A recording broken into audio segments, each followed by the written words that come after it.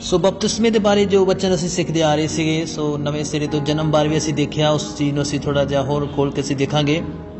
सो प्रभु यीशु मसीह और निकोदेमस के बारे असीं देखिया सीगा कि किस प्रकार यीशु मसीह ने उसनूं बोलिया कि अगर कोई नवे सिरे तो जन्म नहीं पाएगा सो परमेश्वर के राज विच ना तो उसनूं देख सकता है और ना ही उसदे विच जो वड़ सकता है। अज असीं देखांगे कि क्यों ये जरूरी हो गया प्रभु यीशु मसीह के अनुसार, क्यों इस गल की नौबत आ गई कि अगर परमेश्वर के राज्य दे विच वड़ना है, अगर परमेश्वर के राज्य को देखना है सो नवे सिरे तो जन्म जो क्यों जरूरी है, असीं इस चीज़ को देखांगे। सो उसके वास्ते असीं देखते हैं उत्पत्ति किताब उसका 1 अध्याय उसका 26 वचन दे विच जदों परमेश्वर ने मनुख नूं बनाया, जिस समय खुदा ने उसकी रचना की उस समय परमेश्वर ने उसनूं जो अपने स्वरूप और समानता के उत्ते बनाया। और उस 1:26 दे विच एक उद्देश्य भी लिखा आ कि ताकि मनुख जो वो राज करे। पर रोमिया की पत्री 3 अध्याय उसका 23 वचन दे विच असीं देखते हैं कि तस्वीर मानव जाति की जिस जगह ते लिखा कि सबना ने पाप किया और परमेश्वर के प्रताप तो जो वो रह गए। सो मानव जाति जो एक समय ते परमेश्वर के स्वरूप और समानता ते रची गई, राज करन दे उद्देश्य दे नाल वो मानव जाति जो पाप विच पूरी तरह की हो गई, डुब गई। सो चाहे परिस्थिति बदल गई मनुख की, चाहे उसका ढांचा सारा ही बदल गया, बिगड़ गया, पर परमेश्वर का जो वो एक उद्देश्य सीगा ताकि मनुख नूं एक राज करन दी उद्देश्य दे नाल जो खुदा ने बनाया, परमेश्वर का वो उद्देश्य नहीं बदलिया, बल्कि उस उद्देश्य नूं पूरा करन दे लई परमेश्वर उत्पत्ति तो लैके जो प्रभु यीशु मसीह दे स्वर्ग विच उठाए जान तक दा जो समा आ, इस दे विच परमेश्वर जो पूरी मानव जाति दे विच जो काम करदा आया ताकि मनुख नूं वापस उसे ही रेपुटेशन, उसे ही स्वरूप और समानता और उसे ही खुदा दी मंशा दे अनुसार उसनूं राज करन दी उस स्थिति विच लैके आउणा। सो ये आ परमेश्वर दा उद्देश्य जिस दे लई अज जो सानू नवे सिरे तो जन्म पाना जो बहुत जरूरी है। इस जगह उत्ते एक वचन पढ़ांगे अफसिया 2 अध्याय उसका 15 वचन जिस दे विच लिखिया अते शरा नूं विधियां अते कानूनां सने अकार्थ कर दिता तां जो दोहां तो आप विच एक नवा इंसान रच के मेल करावे। सो इस जगह दे उत्ते लिखिया एक नवा इंसान रच के मेल करावे।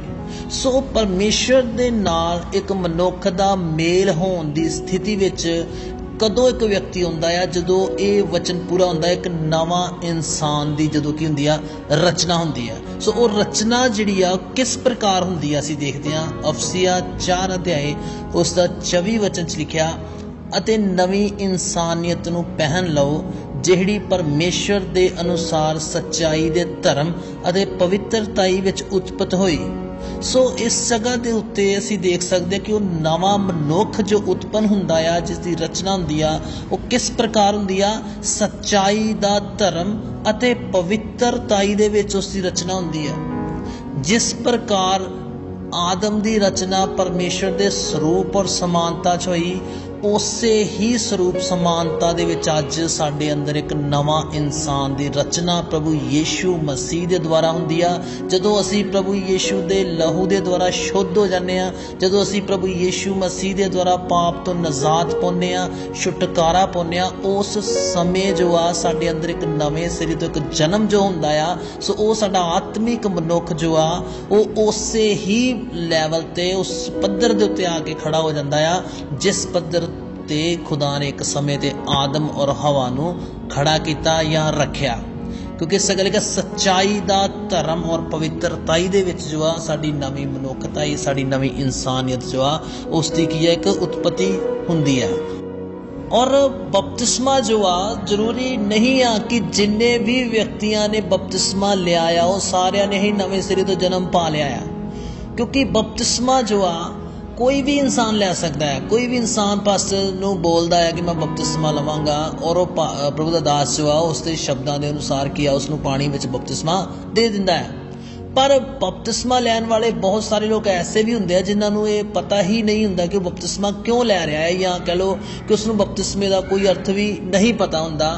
और सिर्फ अपने कुछ निजी स्वार्थ जो संसारिक जो कुछ मुसीबत या दुख या ਇਹੋ ਜਿਹੇ कष्टां तो जो आ वो कई बारी छुटकारा पाउण दी मनशा दे नाल जो आ लोग की करदे आ बपतिस्मा लै लैंदे आ या कई बारी किसी दे उकसावे च आके बपतिस्मा लै लैंदे आ। सो अजिहा बपतिस्मा जे किसी दा हुंदा आ तो वो व्यक्ति ने नवें सिरे तो जन्म नहीं पाया, चाहे उन्हें बपतिस्मा जो आ पाया है, क्योंकि बपतिस्मा जो आ वो एक शारीरिक एक्टिविटी आ, पर नवें सिरे तो जिहड़ा जन्म आ वो एक आत्मिक गतिविधि आ। और उस आत्मिक जो नवें सिरे तो जन्म होना आ उस तो पहलों जो आ एक आत्मिक गतिविधि साडे अंदर होनी जो आ कंपलसरी आ, लाजमी है।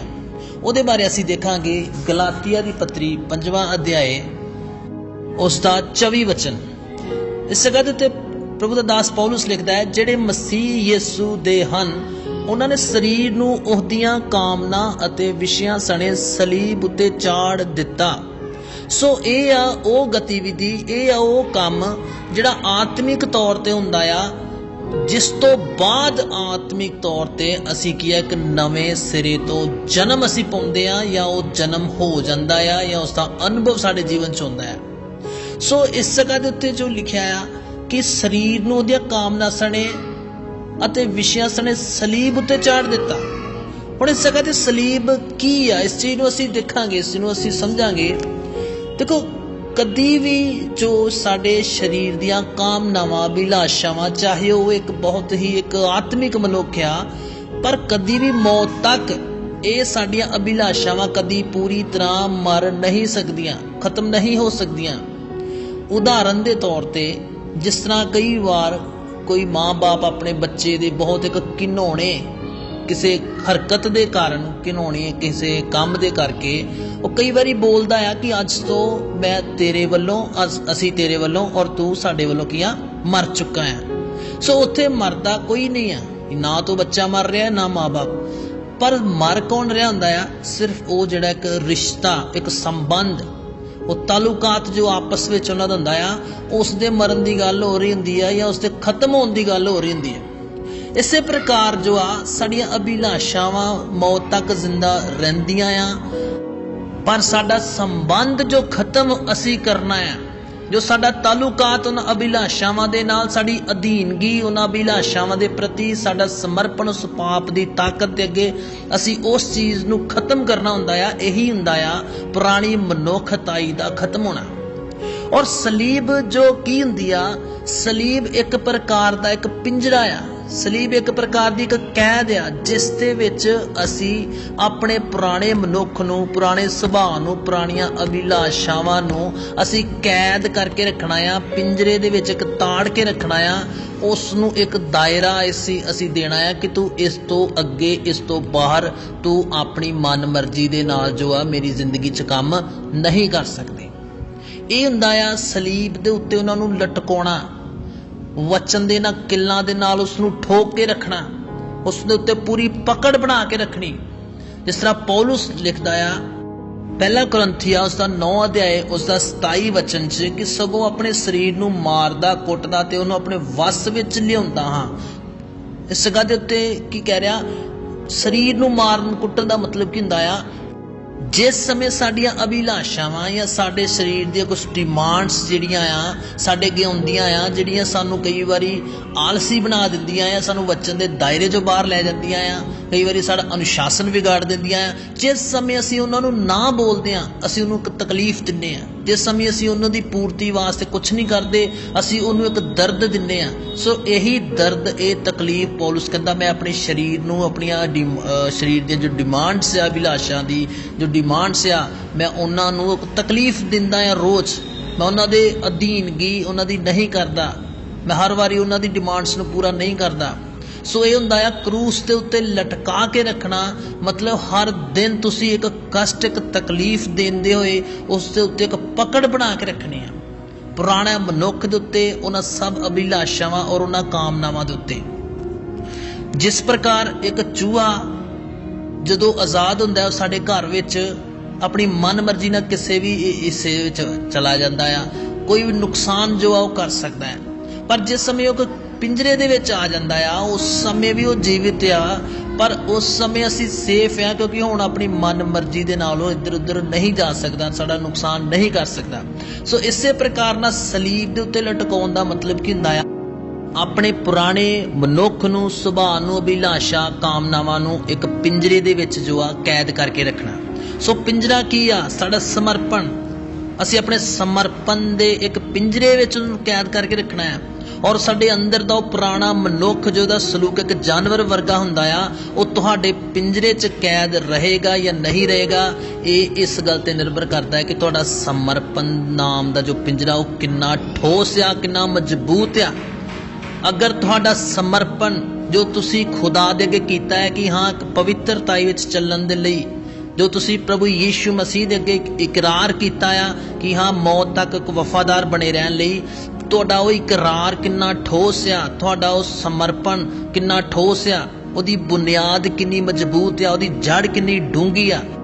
इन्हां गल्लां दे उत्ते ही निर्भर करदा आ कि साडा पुराना सुभाਅ, मनुख, अभिलाषावां की उस पिंजरे च कैद रहणगियां या नहीं। क्योंकि बहुत सारे मौकों के उत्ते असी समर्पण करते हैं पर वो साडा समर्पण दा पिंजरा जो इन्ना कमज़ोर हुंदा आ, साडे शब्द इन्ने कमज़ोर हुंदे आ, उसकी कोई बुनियाद नहीं हुंदी, उसकी कोई जड़ नहीं हुंदी। इसलिए असी जिन्नू ताड़िया है अंदर वो बड़ी आसानी दे नाल साडे समर्पण दे उस पिंजरे नूं तोड़ के बड़ी आसानी नाल बाहर आ जांदा। फिर तो साडी जिंदगी तो वो अपने कब्जे दे विच की करदा, वो लै लैंदा है। जिस प्रकार होशिया नबी उसका 6 अध्याय उसका 4 वचन च परमेश्वर इसराइल नूं बोल रहा, हे अफराइम मैं तेरे नाल की करा, हे यहूदा मैं तेरे नाल की करा, तुहाडी दया सवेर दे बदल वांगू है अते त्रेल वांगू जिहड़ी सवेरे ही उड़ जांदी है। इस जगह ते परमेश्वर इसराइल नूं बोलिया कि तुहाडे पश्चाताप, तुहाडीआं तौबा, तुहाडे उह शब्द जिहड़े आ वो त्रेल वांगू सवेरे ही उड़ जांदे आ, उन्हां दा कोई अता पता नहीं रहिंदा। सो इसलिए किस समय असी नवे सिरे तो जन्म पाउने आ, जिस समय असी एक सच्चा समर्पण, एक ठोस समर्पण असी करते हुए गलाती 5:26 के अनुसार असी अपना पुराने सुभाਅ नूं, पुराने मनुख नूं असी जो आ एक पूरी तरह उहदे तो एक नाता तोड़ के उसनूं क्रूस दे उत्ते लटका दिंदे आ। उस तो बाद जदों असी एक नवी शुरुआत करते हैं खुदा दे वचन दे विच, उही आ एक नवे सिरे तो जो आ जन्म है साडा। इसलिए बपतिस्मा पाना साडे लई बहुत जरूरी, कंपलसरी आ। पर अगर इस समर्पण दे नाल अगर असी बपतिस्मा पाया आ तो फिर साडा बपतिस्मा साडे जीवन च एक नवे सिरे तो जन्म दा एक प्रमाण है।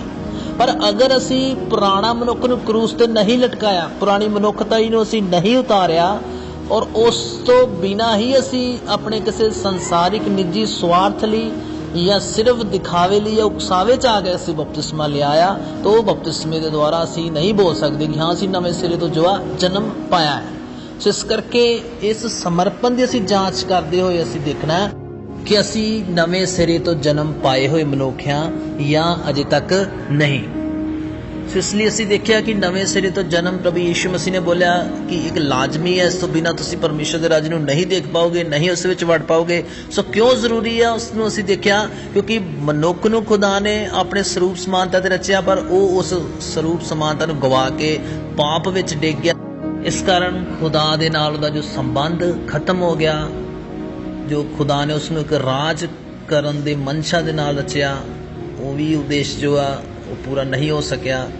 इसलिए परमेश्वर ने वापस जो आ मनुख नूं उसे स्वरूप समानता दे उत्ते लैके आउण लई, उसे मनशा नूं मनुख दे जीवन च पूरा करन लई प्रभु ने जो आ अपनी जान दित्ती आ, पवित्र आत्मा वहाया गया आ। और अज साडे अगे एक मौका खुदा लैके आया कि असी प्रभु यीशु मसीह दे द्वारा जो नवे सिरे तो जन्म पाइए, पाप तो नजात पा के यीशु मसीह दे विच, यीशु मसीह दे लहू दे द्वारा असी शुद्ध हो जाइए और असी नवे सिरे तो जन्म पाइए और परमेश्वर दे नाल एक हो के असी एक जो मसीही जीवन की असी शुरुआत करिए। क्योंकि असी मसीही जीवन सिर्फ किनू समझ के बैठ जाने कि सिर्फ एक प्रार्थना करना और चर्च आना, थोड़ा वचन पढ़ना सीखना, असी सिर्फ इनू ही एक मसीही जीवन समझ के बैठ जाने। पर मसीही जीवन का असली आनंद, असली खुशी उही व्यक्ति उठा सकता है जिन्हें सचमुच नवे सिरे तो जन्म पाया और वो आराधना जो करता है तो सिर्फ और म्यूजिक के उत्ते नहीं वो खुशी मनाता, वो सिर्फ म्यूजिक के उत्ते डिपेंड नहीं करता, बल्कि पवित्र आत्मा दे नाल मिल के उसका आत्मा जो आराधना करता है, और ਉਹੀ ਆ ਅੰਮ੍ਰਿਤ ਜਲ ਦੀਆਂ ਉਸ ਨਦੀਆਂ ਦਾ ਅਨੁਭਵ ਜਿਹਦੇ ਲਈ ਪ੍ਰਭੂ ਯੀਸ਼ੂ ਮਸੀਹ ਨੇ ਬੋਲਿਆ ਕਿ ਜੋ ਮੇਰੇ ਕੋਲ ਆਏਗਾ ਮੈਂ ਅੰਮ੍ਰਿਤ ਜਲ ਦੇ ਸੋਤੇ 'ਚ ਉਸ ਨੂੰ ਮੁਫਤ ਪਿਆਵਾਂਗਾ ਔਰ ਅੰਮ੍ਰਿਤ ਜਲ ਦੀਆਂ ਨਦੀਆਂ ਜੋ ਉਸ ਦੇ ਵਿੱਚੋਂ ਕੀ ਆ ਫੁੱਟ ਨਿਕਲਣਗੀਆਂ। ਪ੍ਰਭੂ ਯੀਸ਼ੂ ਮਸੀਹ ਨੇ ਸਾਹਮਣੇ ਤੀਵੀ ਨੇ ਬੋਲਿਆ ਕਿ ਜੋ ਅੰਮ੍ਰਿਤ ਜਲ ਮੈਂ ਤੈਨੂੰ ਦੇਵਾਂਗਾ ਉਹ ਅਨੰਤ ਕਾਲ ਤੀਕਰ ਜੋ ਆ ਤੁਹਾਡੇ ਅੰਦਰ ਇੱਕ ਅੰਮ੍ਰਿਤ ਜਲ ਦਾ ਇੱਕ ਸੋਤਾ ਬਣ ਕੇ ਫੁੱਟ ਨਿਕਲੇਗਾ, ਉਛਲਦਾ ਰਹੇਗਾ। ਸੋ ਇਸ ਅਨੁਭਵ ਦੇ ਨਾਲ ਅੱਜ ਬਹੁਤ ਘੱਟ ਮਸੀਹੀ ਲੋਕ ਜੋ ਆਰਾਧਨਾ ਕਰ ਰਹੇ ਆ। ਜ਼ਿਆਦਾਤਰ ਕੀ ਆ ਮਿਊਜ਼ਿਕ ਆ ਤਾਂ ਅਸੀਂ ਉਹਦੇ ਵਿੱਚ ਖੁਸ਼ ਹਾਂ, ਉਸ ਆਰਾਧਨਾ 'ਚ ਸਾਨੂੰ ਬਹੁਤ ਖੁਸ਼ੀ ਮਿਲਦੀ ਆ। ਅਗਰ ਕੋਈ ਮਿਊਜ਼ਿਕ ਨਹੀਂ ਆ ਉਹਦੇ ਵਿੱਚ ਸਾਨੂੰ ਖੁਸ਼ੀ ਨਹੀਂ ਮਿਲਦੀ। ਸੋ ਇਸ ਦਾ ਮਤਲਬ ਕੀ ਆ, ਸਾਡੀ ਆਰਾਧਨਾ ਜਿਹੜੀ ਆ ਉਹ ਸਿਰਫ ਇੱਕ ਭਾਵਨਾ ਦੇ ਵਿੱਚ ਆ, ਇਮੋਸ਼ਨਸ ਦੇ ਵਿੱਚ ਅਸੀਂ ਖੇਲ ਰਹੇ ਆ, ਆਤਮਾ ਦੇ ਵਿੱਚ ਅਸੀਂ ਨਹੀਂ ਆਰਾਧਨਾ ਕਰ ਰਹੇ। ਇਸ ਲਈ ਉਹ ਆਰਾਧਨਾ ਕਦੀ ਵੀ ਸਾਡੇ ਜੀਵਨ ਦੇ ਵਿੱਚ ਇੱਕ ਵੱਡੀ ਤਬਦੀਲੀ ਨਹੀਂ ਲੈ ਕੇ ਆਉਂਦੀ। ਜੋ ਸੰਘਰਸ਼ ਸਾਡਾ ਆਤਮਿਕ ਜੀਵਨ 'ਚ ਚੱਲ ਰਿਹਾ ਹੁੰਦਾ ਹੈ, ਜਿਹੜੀਆਂ ਕਮੀਆਂ ਜਿਨ੍ਹਾਂ ਬਦੀਆਂ ਜਿਹੜੇ ਪਾਪ ਦੇ ਬੰਧਨਾਂ 'ਚ ਅਸੀਂ ਜੀ ਰਹੇ ਹੁੰਦੇ ਆ, ਉਹੀ ਬੰਧਨ ਸਾਡੇ ਜੀਵਨ 'ਚ ਬਣੇ ਰਹਿੰਦੇ ਆ। ਸਾਡਾ ਸੰਘਰਸ਼ ਉਸੇ ਹੀ ਪ੍ਰਕਾਰ ਨਾਲ ਬਣਿਆ ਰਹਿੰਦਾ ਹੈ। ਅਸੀਂ ਆਰਾਧਨਾ ਵੀ ਕਰਦੇ ਹਾਂ ਪਰ ਉਸ ਸਮੇਂ ਤੋਂ ਕੁਝ ਸਮੇਂ ਲਈ ਸਾਨੂੰ ਚੈਨ ਮਿਲਦਾ ਆ, ਪਰ ਵਾਪਸ ਫਿਰ ਅਸੀਂ ਉਸੇ ਸੰਘਰਸ਼ ਵਿੱਚ ਖੜੇ ਹੋ ਜਾਂਦੇ ਹਾਂ। ਕਿਉਂਕਿ ਜਿਹੜੀ ਆਰਾਧਨਾ ਅਸੀਂ ਕਰ ਰਹੇ ਹਾਂ ਉਹ ਆਤਮਾ ਦੇ ਵਿੱਚ ਨਹੀਂ ਆ, ਉਹ ਸਿਰਫ ਭਾਵਨਾ ਦੇ ਵਿੱਚ ਆ। ਉਹ ਕੁਝ ਸਮੇਂ ਦੀ ਖੁਸ਼ੀ ਜ਼ਰੂਰ ਸਾਨੂੰ ਮਿਲਦੀ ਆ, ਪਰ ਵਾਪਸ ਉਹ ਜਿਹੜੀ ਉਸ ਦੇ ਵਿੱਚ ਉਹ ਸਾਮਰਥ, ਉਹ ਸਟਰੈਂਥ, ਉਹ ਤਾਕਤ ਜਿਹੜੀ ਪਵਿੱਤਰਤਾ ਵਿੱਚ ਦ੍ਰਿੜਤਾ ਨਾਲ ਚੱਲਣ ਵਾਸਤੇ ਸਾਨੂੰ ਚਾਹੀਦੀ ਆ, ਜੋ ਆਪਣਾ ਪੂਰਾ ਪੁਰਾਣਾ ਮਨੁੱਖ ਦੇ ਉੱਤੇ ਇੱਕ ਰਾਜ ਕਰਨ ਵਾਸਤੇ ਜਿਹੜੀ ਚਾਹੀਦੀ ਆ, ਉਹ ਸਾਮਰਥ ਸਾਨੂੰ ਕਦੀ ਵੀ ਇਸ ਆਰਾਧਨਾ 'ਚ ਨਹੀਂ ਮਿਲੇਗੀ। ਇਸ ਲਈ ਨਵੇਂ ਸਿਰੇ ਤੋਂ ਜਨਮ ਪਾ ਕੇ ਹੀ ਅਸੀਂ ਉਸ ਆਰਾਧਨਾ ਦਾ ਆਨੰਦ ਉਠਾ ਸਕਦੇ ਹਾਂ, ਉਸ ਦੀ ਖੁਸ਼ੀ ਨੂੰ ਅਨੁਭਵ ਕਰ ਸਕਦੇ ਹਾਂ। ਇਸ ਲਈ ਅਸੀਂ ਸਮਰਪਣ ਕਰਨਾ ਹੈ ਕਿ ਹੇ ਪ੍ਰਭੂ, ਮੇਰੇ ਪੁਰਾਣੇ ਮਨੁੱਖ ਨੂੰ ਤੂੰ ਆਪਣੇ ਵਚਨ ਦੇ ਦੁਆਰਾ ਪ੍ਰਭੂ ਕੈਦ ਕਰ। ਪ੍ਰਭੂ ਉਸ ਸਮਰਪਣ ਤੇ ਪ੍ਰਭੂ ਮੈਨੂੰ ਖੜਾ ਕਰ ਮੇਰੇ ਪਰਮੇਸ਼ਰ, ਤਾਂ ਕਿ ਮੈਂ ਇੱਕ ਹੀ ਗਲਤੀ ਵਾਸਤੇ, ਇੱਕ ਹੀ ਕਮੀ ਵਾਸਤੇ ਮੈਂ ਬਾਰ-ਬਾਰ ਤੇਰੇ ਕੋਲ ਮਾਫੀ ਨਾ ਮੰਗਾ, ਬਲਕਿ ਪ੍ਰਭੂ ਹਰ ਦਿਨ ਹਰ ਰੋਜ਼ ਮੈਂ ਇੱਕ ਨਵਾਂ, ਇੱਕ ਤਾਜ਼ਾਪਨ ਪਾ ਕੇ ਪ੍ਰਭੂ ਮੈਂ ਆਤਮਾ ਵਿੱਚ ਜੋ ਆ ਵੱਧਦਾ ਜਾਵਾਂ ਔਰ ਉਸ ਨਵੇਂ ਤੋਂ ਨਵੇਂ ਅਨੁਭਵ ਦੇ ਵਿੱਚ, ਉਸ ਆਨੰਦ, ਉਸ ਖੁਸ਼ੀ ਦੇ ਵਿੱਚ ਪ੍ਰਭੂ ਮੈਂ ਆਤਮਿਕ ਜੀਵਨ 'ਚ ਉન્નਤੀ ਤਰੱਕੀ ਕਰ ਸਕਾਂ। ਇਹ ਹੁੰਦਾ ਆ ਇੱਕ ਸਾਡਾ ਆਤਮਿਕ ਮਨੁੱਖ ਜਦੋਂ ਮਸੀਹੀ ਜੀਵਨ ਨੂੰ ਜੀਂਦਾ ਆ। ਆਤਮਿਕ ਮਨੁੱਖ ਨਵੇਂ ਸਿਰੇ ਜਨਮ ਪਾਇਆ ਹੋਇਆ ਜਦੋਂ ਪਾਪ ਦਸਤਕ ਦਿੰਦਾ ਹੈ ਸਾਡੇ ਜੀਵਨ ਦੇ ਵਿੱਚ ਔਰ ਅੱਗੇ ਉਹਦਾ ਸਾਹਮਣਾ ਜਿਸ ਸਮੇਂ ਸਾਡੇ ਪੁਰਾਣੇ ਮਨੁੱਖ ਨਾਲ ਹੁੰਦਾ ਆ ਤਾਂ ਉਹ ਉਹਨਾਂ ਦਾ ਆਪਸ ਵਿੱਚ ਇੱਕ ਬਹੁਤ ਅੱਛਾ ਤਾਲਮੇਲ ਬੈਠ ਜਾਂਦਾ ਹੈ। ਇਸ ਲਈ ਬਾਰ-ਬਾਰ ਉਹ ਪਾਪ ਹੁੰਦਾ ਆ ਔਰ ਸਾਨੂੰ ਝੰਜੋੜਦਾ ਆ। ਪਰ ਜਿਸ ਸਮੇਂ ਪਾਪ ਦਸਤਕ ਦੇਗਾ, ਜਿਸ ਸਮੇਂ ਅਗਰ ਅਭਿਲਾਸ਼ਾ ਦਸਤਕ ਦੇਗੀ ਔਰ ਉਹਦਾ ਸਾਹਮਣਾ ਅਗਰ ਨਵੇਂ ਸਿਰੇ ਤੋਂ ਜਨਮ ਪਾਇਆ ਆਤਮਿਕ ਮਨੁੱਖ ਨਾਲ ਹੋਏਗਾ ਤਾਂ ਉਹ ਉਸ ਪਾਪ ਨੂੰ ਜੋ ਆ ਆਪਣੇ ਪੈਰਾਂ ਹੇਠਾਂ ਰੌਂਦੇਗਾ, ਉਹ ਵਚਨ ਦੀ ਤਲਵਾਰ ਦੇ ਨਾਲ ਉਹਦਾ ਸਾਹਮਣਾ ਕਰੇਗਾ। ਜਿਸ ਸਮੇਂ ਫਿਨਹਾਸ ਗਿਣਤੀ 25 ਦੇ ਵਿੱਚ ਫਿਨਹਾਸ ਜੋ ਆ, ਜਿਸ ਸਮੇਂ ਇੱਕ ਇਸਰਾਇਲੀ ਮਨੁੱਖ ਇੱਕ ਵਿਭਚਾਰੀ ਇੱਕ ਲੜਕੀ ਨੂੰ ਲੈ ਕੇ ਆਪਣੇ ਤੰਬੂ ਦੇ ਵਿੱਚ ਆ ਰਿਹਾ ਸੀਗਾ ਤਾਂ ਫਿਨਹਾਸ ਨੇ ਉਸ ਦਾ ਸਾਹਮਣਾ ਜਿਹੜਾ ਆ ਵਚਨ ਦਾ ਉਹ ਨੇਜਾ ਲੈ ਕੇ ਉਸਨੇ ਉਸ ਨੇਜੇ ਦੇ ਨਾਲ ਉਹਦਾ ਸਵਾਗਤ ਕੀਤਾ, ਉਸ ਨਾਲ ਸਾਹਮਣਾ ਕੀਤਾ ਔਰ ਉਹਨਾਂ ਦੋਨਾਂ ਨੂੰ ਆਰ ਪਾਰ ਕਰਕੇ ਖਤਮ ਕਰ ਦਿੱਤਾ ਉਸ ਬੁਰਾਈ ਨੂੰ। ਇਸੇ ਪ੍ਰਕਾਰ ਦੀ ਅਣਖ ਪਰਮੇਸ਼ਰ ਸਾਡੇ ਉਸ ਆਤਮਿਕ ਮਨੁੱਖ ਦੇ ਅੰਦਰ ਰੱਖਦਾ ਆ ਜਿਹੜਾ ਵਚਨ ਦੇ ਅਨੁਸਾਰ ਜੋ ਆ ਨਵੇਂ ਸਿਰੇ ਤੋਂ ਜਨਮ ਪਾਉਂਦਾ ਆ। ਔਰ ਜਦੋਂ ਵੀ ਕੋਈ ਪਾਪ, ਕੋਈ ਬਦੀ ਸਾਡੇ ਅੰਦਰ ਦਾਖਲ ਹੋਣ ਦਾ ਕੋਸ਼ਿਸ਼ ਕਰਦੀ ਆ, ਅਸੀਂ ਫਿਨਹਾਸ ਦੀ ਉਸ ਅਣਖ ਦੇ ਨਾਲ ਵਚਨ ਦਾ ਨੇਜਾ ਲੈ ਕੇ ਅਸੀਂ ਉਹਨੂੰ ਆਰ ਪਾਰ ਅਸੀਂ ਕਰਾਂਗੇ, ਅਸੀਂ ਉਹਦੇ ਪ੍ਰਤੀ ਆਕਰਸ਼ਿਤ ਨਹੀਂ ਹੋਵਾਂਗੇ। ਪਰ ਅਗਰ ਅਸੀਂ ਆਕਰਸ਼ਿਤ ਹੋ ਰਹੇ ਹਾਂ ਔਰ ਅਸੀਂ ਸੰਘਰਸ਼ਮਈ ਜੀਵਨ ਜੀ ਰਹੇ ਹਾਂ ਪਵਿੱਤਰਤਾ ਵਿੱਚ, ਸੋ ਇਸ ਦਾ ਮਤਲਬ ਕੀ ਆ, ਕੌਣ ਜੀ ਰਿਹਾ ਹੈ? ਤੁਹਾਡਾ ਪੁਰਾਣਾ ਮਨੁੱਖ ਜੀ ਰਿਹਾ ਆ। ਆਤਮਿਕ ਮਨੁੱਖ ਅਗਰ ਜੀਏਗਾ ਤਾਂ ਉਹ ਸੰਘਰਸ਼ ਨਹੀਂ ਕਰੇਗਾ, ਉਹ ਬੜੇ ਆਰਾਮ ਦੇ ਨਾਲ ਖੁਦਾ ਦੇ ਨਾਲ ਕਦਮ ਮਿਲਾ ਕੇ ਕੀ ਕਰੇਗਾ? ਚੱਲੇਗਾ। ਸੋ ਪ੍ਰਭੂ ਇਹਨਾਂ ਵਚਨਾਂ ਦੇ ਰਾਹੀਂ ਸਾਨੂੰ ਆਸ਼ੀਸ਼ ਦੇ, ਇਸ ਲਈ ਅਸੀਂ ਨਵੇਂ ਸਿਰੇ ਤੋਂ ਜਨਮ ਪਾਈਏ ਔਰ ਮਸੀਹੀ ਜੀਵਨ ਦਾ ਉਹ ਆਨੰਦ ਉਠਾਈਏ। ਅਸੀਂ ਮਸੀਹੀ ਜੀਵਨ ਦੇ ਵਿੱਚ ਉਹ ਖੁਸ਼ੀ, ਉਹ ਸੱਚੀ ਸ਼ਾਂਤੀ ਨੂੰ ਅਨੁਭਵ ਕਰੀਏ, ਤਾਂ ਕਿ ਹਰ ਦਿਨ ਹਰ ਰੋਜ਼ ਅਸੀਂ ਸਮਾਜ ਦੇ ਵਿੱਚ ਇੱਕ ਅੱਛੇ ਤੋਂ ਅੱਛੇ ਗਵਾਹ ਬਣਦੇ ਜਾਈਏ। ਸਾਡਾ ਜੀਵਨ ਬਹੁਤਿਆਂ ਦੇ ਲਈ ਉન્નਤੀ ਔਰ ਤਸੱਲੀ ਦਾ ਜੋ ਕਾਰਨ ਠਹਿਰੇ। ਇਸ ਲਈ ਪਾਪ ਜੋ ਸੁੱਖ ਦੇ ਰਿਹਾ ਹੈ, ਇੱਕ ਇਹੋ ਜਿਹਾ ਵਿਨਾਸ਼ਕਾਰੀ ਸੁੱਖ ਆ ਜਿਹੜਾ ਤੁਹਾਨੂੰ ਬਰਬਾਦ ਕਰ ਰਿਹਾ ਹੈ, पर पवित्र आत्मा दे विच जो आनंद जो खुशी आ वो सानू एक अजिहा सुख एक अजिही खुशी दिंदा है जो सानू हमेशा दे लई अनंत जीवन लई सानू तैयार करदी आ सुरक्षित करदी और प्रभु दे विच असीं होर तो होर वधदे जांदे आ। प्रभु इन्हां वचनां दे राहीं सानू आशीष देवे। आमीन।